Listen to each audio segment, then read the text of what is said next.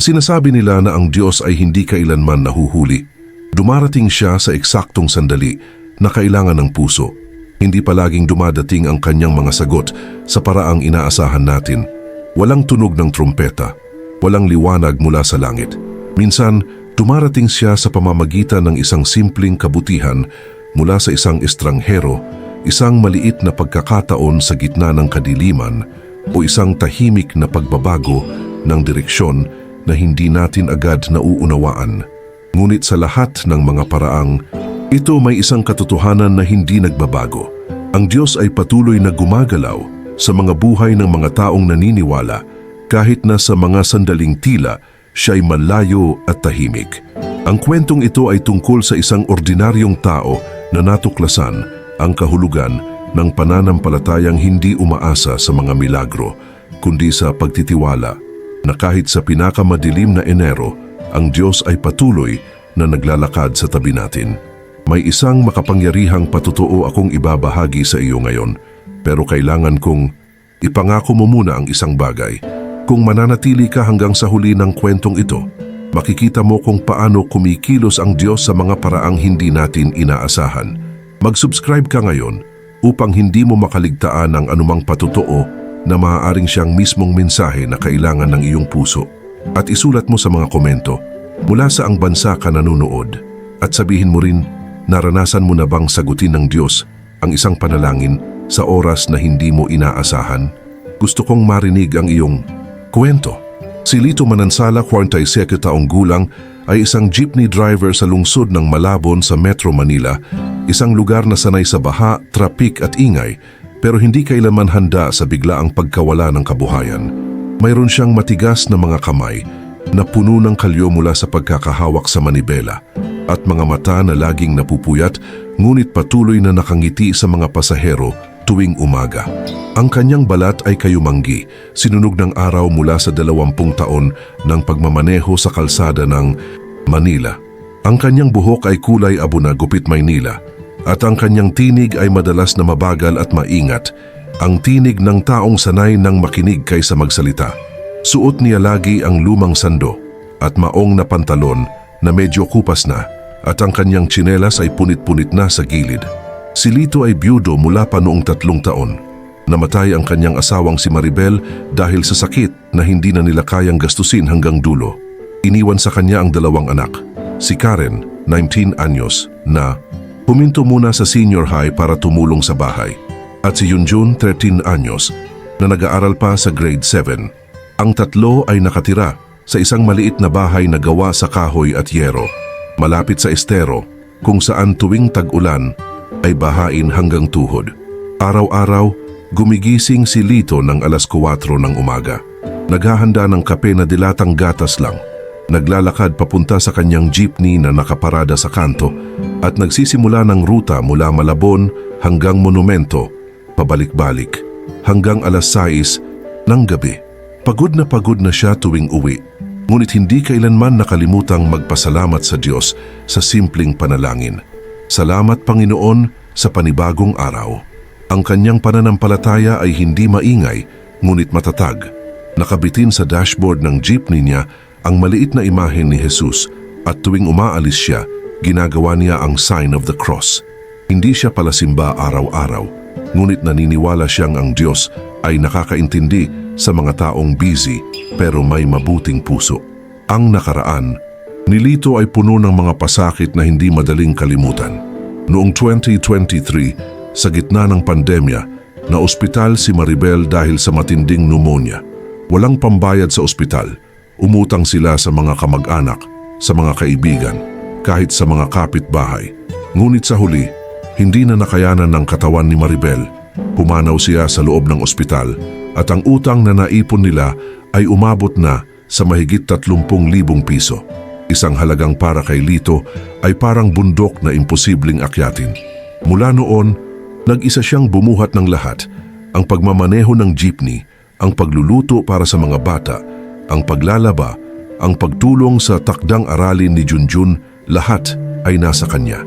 Hindi siya nagreklamo, ngunit alam ng kanyang mga anak na madalas, sa gabi, umiiyak siya ng tahimik sa kusina habang hinuhugasan ang mga pinggan. Ang kanyang kita bilang jeepney driver ay umabot lang ng 300 hanggang 400 piso sa magandang araw. Minsan, kapag maulan o walang pasahero, umuwi siyang dala lang ay 200. Kulang na kulang ito para sa kuryente, tubig, bigas at pagkain ng 3 tao. Kaya naman, madalas ang ulam nila ay tuyo lang, itlog kung swerte, at kanin na medyo manipis ang luto para tumagal. Ang responsibilidad na dala niya ay hindi lang pang araw-araw. Mayroon ding utang na dapat bayaran bawat buwan, kahit maliit lang. 500 piso dito, 300 doon. Lahat ng ito ay parang tanikala na unti-unting bumibigat sa kanyang leeg. Ngunit patuloy pa rin siyang tumatayo tuwing umaga dahil alam niyang wala nang ibang aasa sa kanya kundi ang kanyang mga anak. Sa kabila ng lahat ng ito, may isang gawain si Lito na hindi niya kailanman binitiwan. Tuwing linggo ng hapon, kahit pagod, dinadalaw niya ang puntod ni Maribel sa sementeryo. Dala niya ay mga bulaklak na binili sa murang tindahan at doon, sa harap ng marmol na may nakaukit na pangalan ng asawa, nagsasalita siya ng tahimik. Mahal, pinapahalagahan ko pa rin ang ipinangako ko sa iyo. Aalagaan ko sila, pangako. At sa simpleng ritual na ito, nananatiling buhay ang kanyang pananampalataya.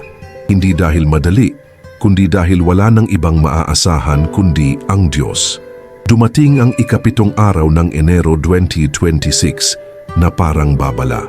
Mula pa ng umaga, kulimlim na ang langit at ang hangin ay malamig at mabigat, ang uri ng panahon na alam ng mga taga-Malabon na magdudulot ng problema. Sinabi ng balita sa radyo na may malakas na habagat na paparating at posibleng may pag-ulan na tumatagal ng ilang araw. Si Lito kahit sanay na sa ganitong panahon ay nakaramdam ng pangamba. Umaga pa lang nagdesisyon na siyang huwag magbiyahe. Alam niyang delikado ang mga kalsada kapag umuulan ng malakas at hindi na rin maraming pasahero ang lumalabas. Sa halip na mag-aksaya ng gasolina, nanatili siya sa bahay at tinulungan si Karen na maglinis at magtago ng mga gamit na maaaring mabasa kapag pumasok ang baha. Ang mga plastik na sisidlan ng bigas ay inilagay sa taas, ang mga appliances ay inilipat sa mesa, at ang mga importanteng papel ay inilagay sa loob ng isang supot na dizip. Bandang tanghali, nagsimula ang ulan. Hindi pa gaanong malakas, ngunit tuloy-tuloy. Parang walang tigil. Habang tumatagal ang hapon, lumakas ang ihip ng hangin at nagsimula ng tumagas ang bubong sa isang sulok ng sala. Naglagay si Lito ng timba sa ilalim at ang tunog ng patak-patak ng tubig ay naging background ng kanilang hapunan, sardinas at mainit na kanin. Sa gabi, naging mas malakas ang ulan, kumukulog na. Rin at ang kidlat ay sumisilakbo sa bintana tuwing ilang segundo. Ang mga bata ay medyo natakot, kaya naman pinatulog na sila ni Lito ng maaga. Ngunit siya mismo ay hindi makatulog. Umupo siya sa tabi ng bintana, nakatingin sa labas kung saan ang kalsada ay unti-unting nagiging baha. Ang tubig ay umabot na sa tuhod at ang ilang kapitbahay ay nagsimula ng maglipat ng mga gamit sa itaas. Bandang hating gabi, sa gitna ng kulog at kidlat, napaupo si Lito sa kanyang maliit na altar. Isang sulok lang ng bahay kung saan nakalagay ang imahen ni Jesus, isang rosaryo at isang kandila. Nagsindi siya ng kandila kahit na may kuryente pa, at doon, sa liwanag ng apoy, nagsimula siyang manalangin. Walang mahabang litanya, walang masining na mga salita. Ang kanyang dasal ay simple lang ngunit puno ng puso. Panginoon, hindi ko na alam kung paano kami makakaraos, pero naniniwala pa rin ako na nandito ka. Tulungan mo kaming makaligtas ngayong gabi. Protektahan mo ang mga anak ko. At kung may ibang taong nangangailangan ngayong gabi, gamitin mo ako kung paano mo nais. Matapos ang dasal na iyon, nakaramdam siya ng kaunting kapayapaan, hindi dahil nawala ang bagyo, kundi dahil naramdaman niyang hindi siya nag-iisa. Bandang 12:30 ng hating gabi, sa gitna ng ulan at kulog, may narinig si Lito na tunog, isang malakas na katok sa pinto. Hindi siya agad tumayo. Nag-isip muna siya. Sino ang lalabas sa ganitong panahon? Sino ang kakatok sa ganitong oras? Ang unang pumasok sa isip niya ay takot. Baka magnanakaw, baka mandurukot, baka may masasamang intensyon. Ngunit muling kumatok, mas malakas ngayong beses, at kasunod noon ay isang tinig, mababa, pagod, at nanginginig. Manong, Manong, pakiusap, buksan mo. Tumayo si Lito, kinuha ang ilaw sa cellphone at dahan-dahang lumapit sa pinto. Hindi pa rin siya kumukumpiyansa. Sino ka? Tanong niya mula sa loob. Ang sagot ay halos hindi marinig dahil sa lakas ng ulan. Pakiusap lang, Manong, nawalan ako ng masisilungan. Wala akong marating na kapitbahay, basa na ako. Nag-alinlangan pa rin si Lito, ngunit biglang may nagsalita sa loob ng kanyang isipan. Hindi tunog, kundi pakiramdam. Parang may bumubulong. Buksan mo, huwag kang matakot. Hindi niya sigurado kung galing ba iyon sa Diyos o sa sarili niyang konsensya, ngunit naramdaman niya na kailangan niyang magtiwala. Binuksan niya ang pinto. Naroon, sa harap ng kanyang bahay, ay isang lalaki. Mga 30 taong gulang, payat, basa ang damit mula ulo hanggang paa. Ang kanyang mukha ay haggard at ang kanyang mga mata ay napupuyat. May dala siyang maliit na bag na tigtig lang at ang kanyang tsinelas ay punit. Walang maskara, walang payong, walang ibang proteksyon. Tumingin ang lalaki kay Lito na parang humihingi ng awa. Pasensya na po, Manong. Wala po akong ibang mapuntahan. Nalipasan po ako ng oras sa paghahanap ng terminal pauwi. Tapos, bumagsak na ang ulan. Hindi na ako makasakay. Nakita ni Lito ang pagod at desperasyon sa mukha ng lalaki at sa sandaling yon, naramdaman niya na ito ay pagsubok, hindi sa kanyang lakas kundi sa kanyang puso. Binuksan niya ng lubusan ang pinto. Pasok ka, magpahinga ka muna. Pumasok ang lalaki sa loob ng bahay at agad na humingi ng tawad dahil sa basa niyang damit. Nagmadali si Lito na kumuha ng lumang tuwalya at isang tuyong t-shirt at shorts na maliit lang sa kanya ngunit kasya siguro sa bisita. Punasan mo muna ang sarili mo. Magpalit ka. Doon sa banyo. Tumango ang lalaki at pumasok sa banyo. Nang lumabas siya, medyo maayos na ang kanyang hitsura. Kahit payat at haggard pa rin, umupo ang lalaki sa sahig dahil wala nang upuan na bakante. Si Lito ay nagpainit ng tubig at naghanda ng kape. Instant coffee lang na may asukal, walang gatas. Inalok niya ito sa bisita kasama ang isang pirasong tinapay na natira mula kanina. Ito lang ang mayroon ako ngayon. Pasensya na. Ngumiti ang lalaki at may luha sa mata. Salamat po, Manong. Sobra na po ito. Habang umiinom ng kape, nagsimulang magkwentuhan ang dalawa. Nalaman ni Lito na ang pangalan ng lalaki ay Ernesto, taga Cavite, at nagtratrabaho sa Maynila bilang construction worker. Naabutan daw siya ng ulan habang naghahanap ng pag-uwian at walang masasakyan pabalik. Ang perang dala niya ay ubos na sa pagkain at pamasahe ng nakaraang linggo, kaya naman wala siyang pambayad ng pamasahe pauwi. Nakatulog siya sa ilalim ng isang waiting shed, ngunit nung lumakas ang ulan, natakot siyang mabaha kaya naglakad-lakad siya hanggang sa napadaan siya sa bahay ni Lito. Nakinig si Lito ng mabuti, hindi siya nanghusga, hindi siya nagtanong ng marami. Sa halip sinabi niya, matulog ka na muna. Bukas, kung may pamasahe ako, tutulong ako sa'yo. Ang mga mata ni Ernesto ay nanlaki. Totoo po ba, Manong? Tumango si Lito. Oo, tulungan tayo ng Diyos. Nag-usap pa sila sandali tungkol sa buhay, sa pamilya at sa Diyos. Nabanggit ni Ernesto na matagal na siyang hindi nagsisimba dahil sa kabusihan. At minsan naiisip niyang nakalimutan na siya ng Diyos. Ngumiti si Lito. Hindi ka nakakalimutan ng Diyos, kapatid. Kung nakalimutan ka niya, hindi ka dadalhin dito ngayong gabi. Pinapadala ka niya sa mga taong makakatulong sa iyo at sa mga taong kailangan ding matuto na tumulong. Ang mga salitang iyon ay tumagos sa puso ni Ernesto. Tumango siya ng maraming beses at sa una sa mahabang panahon, naramdaman niyang may nag-aalaga pa rin sa kanya. Bago matulog, nag-alok si Lito ng maliit na dasal. Magkasama silang nananalangin, tahimik sa gitna ng ulan. At sa gabing iyon, sa loob ng isang maliit na bahay sa Malabon, 2 estranghero ay naging magkapatid sa pananampalataya. Kinabukasan ng umaga, humina na ang ulan. Ang sikat ng araw ay sumisilip na sa mga ulap at ang baha ay unti-unting bumababa. Gumising si Ernesto ng maaga at nakita niyang naghahanda na si Lito ng almusal, mainit na pandesal at kape. Nagpasalamat siya ng paulit-ulit at sinabi niyang handa na siyang umalis. Bago siya umalis, kinuha ni Lito ang kanyang pitaka. May natitira siyang 200 piso ang pambili sana niya ng bigas mamaya. Ngunit ibinigay niya ito kay Ernesto. Para sa pamasahe mo, umiling si Ernesto. Hindi po, Manong. Masyadong malaki po ang ibinigay ninyo sa akin. Sapat na po ang tulong ninyo. Ngunit pinilit ni Lito, tanggapin mo.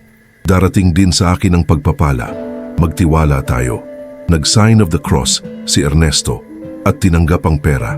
Pagkatapos, niyakap niya si Lito ng mahigpit. Salamat po talaga. Hindi ko po kayo makakalimutan. Balang araw babalikan ko po kayo, pangako. Ngumiti si Lito. Huwag kang mag-alala. Makakauwi ka ng maayos. Ingat ka. Lumabas si Ernesto sa pinto at bago tuluyang maglakad, lumingon siya at ngumiti. May kakaiba sa ngiti niya. Parang alam niya ang isang bagay na hindi pa alam ni Lito. Ngunit hindi na siya nagsalita. Naglakad na siya palayo at nawala sa paningin. Bumalik si Lito sa loob ng bahay at kahit wala na siyang pera, naramdaman niyang puno ang kanyang puso. Lumipas ang 1 linggo matapos ang pagbisita ni Ernesto. Ang buhay ni Lito ay bumalik sa dating routine, pagmamaneho ng jeepney, paghahanap ng pasahero, pag-uwi ng pagod. Ngunit sa 3 linggo ng Enero, dumating ang isang balita na para bang hinampas siya ng mabigat na martilyo. Ipinag-utos ng lokal na pamahalaan na lahat ng lumang jeepney na hindi sumunod sa bagong regulasyon ay suspendido na ang operasyon. Ang jeepney ni Lito ay isa sa mga lumang modelo. Hindi niya kayang i-upgrade ito dahil walang pera. Ang halaga ng bagong jeepney ay umabot ng halos 1 milyong piso. Isang halaga na imposible para sa kanya. Nang dumating ang abiso, parang nawalan siya ng lupa sa ilalim. Ang trabaho na nagsustento sa kanyang pamilya sa loob ng 20 taon ay bigla na lang naputol. Nagsimula siyang maghanap ng ibang trabaho.